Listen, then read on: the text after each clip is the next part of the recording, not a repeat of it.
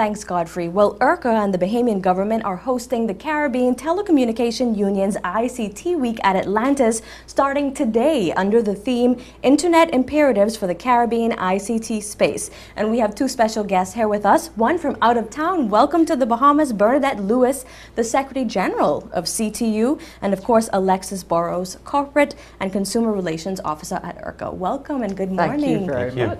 So we're going to jump right into it. Tell us, what is CTU? The Caribbean Telecommunications Union, it is an intergovernmental organization that was established by the CARICOM heads of government in 1989.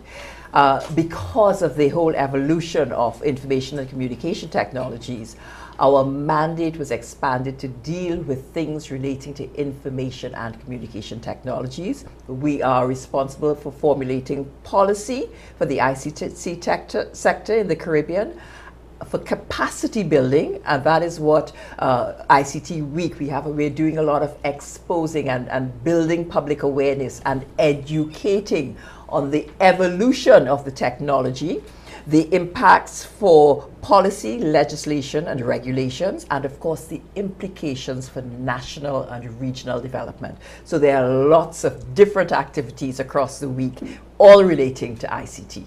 Now talk a little bit about who would be members of CTU. CTU is an intergovernmental organization, but in 2004, we expanded the membership to include private sector organizations and civil society.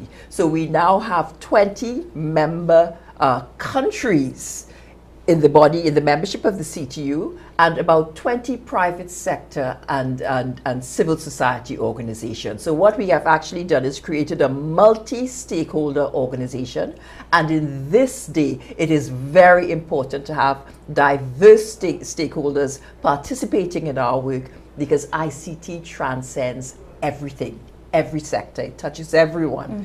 Children, you have to have diverse stakeholders involved in the process of formulating policy for the ICT sector. So of course, urca is a member. Talk a little bit about the benefits of urca being involved and how you all work together.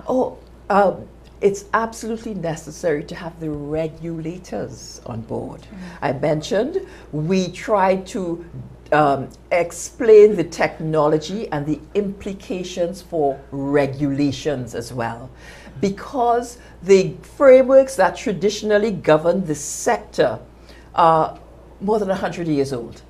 And this technology, it is moving at a phenomenal pace. It is making many of these frameworks irrelevant, or they are incompatible with the move of the technology, and consequently we have to have regulators on board, not just for the purpose of building awareness and education, but to learn from them, to get their perspective of what needs to be done to ensure that ICTs are affordable, accessible and available to every citizen, because in this new era, every citizen must be able to interact and interface. ICT has implications for government, for governance, for education, for health. And it is absolutely necessary that all our citizens can engage with different institutions and so on using the technologies. Now, I think it was important to give our viewers sort of an idea of what CTU does, the importance of CTU, but of course we're here to talk about ICT Week. Yes. So tell us a little bit about what ICT Week is and what the benefit is for the region of having something like this.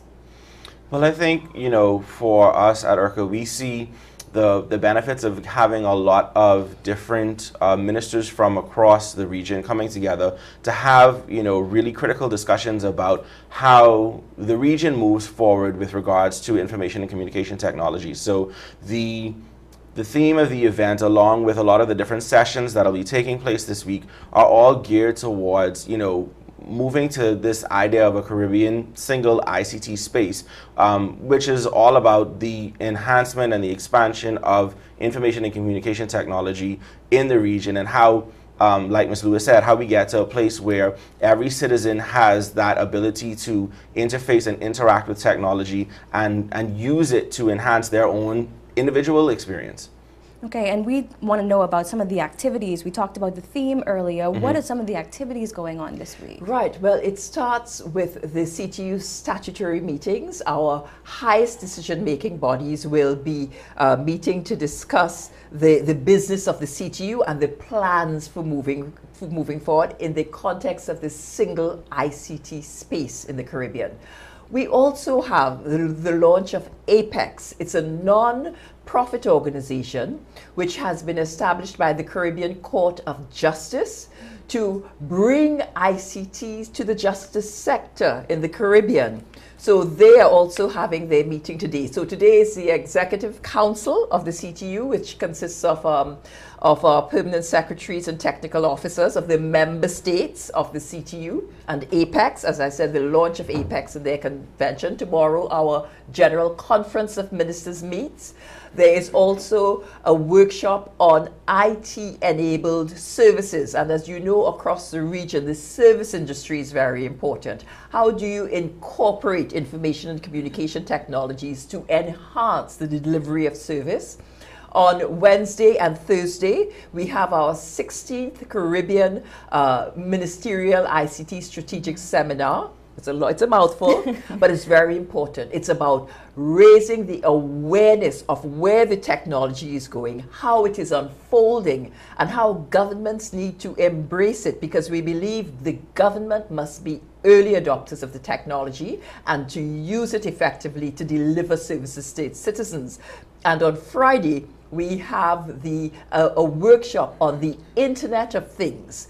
In this current phase of the internet's evolution, it is human beings interacting with ICTs. When you speak to the Internet of Things, you're talking about machine-to-machine communication without the intervention of human beings. So that you might be walking along and you have microchips and sensors all over the place just collecting information on you. That's just an example, but it's an exciting world. It's going to change how we work. It is going to change many systems on which we depend on. When you think of machine-to-machine communication without human intervention, think about transparency. Right? Reducing corruption. These are very real issues, and ICTs provide a solution. And the Internet of Things could take us to a different level of operation, greater transparency, more efficiency, better, cheaper. But it's going to cost something though, right? And we'll talk about those things as well in the workshop on Friday. Oh, great activities planned. But Alexis, just quickly before we wrap up, talk about what urca is hoping to get out of this week-long seminar.